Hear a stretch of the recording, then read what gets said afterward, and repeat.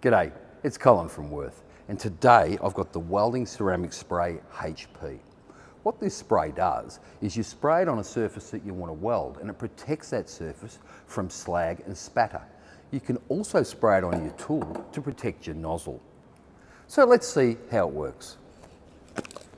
Give the can a good shake, spray the area you want to protect. But then also spray your tool.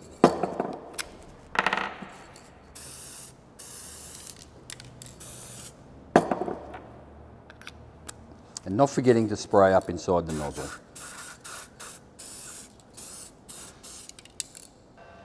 To show you how effective the welding ceramic spray works, we've sprayed one piece of steel and left the other plain.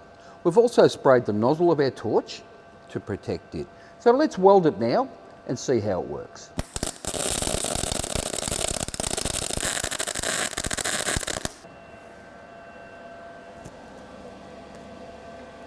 So now we've finished welding, let's clean up and see how well the welding ceramic spray worked.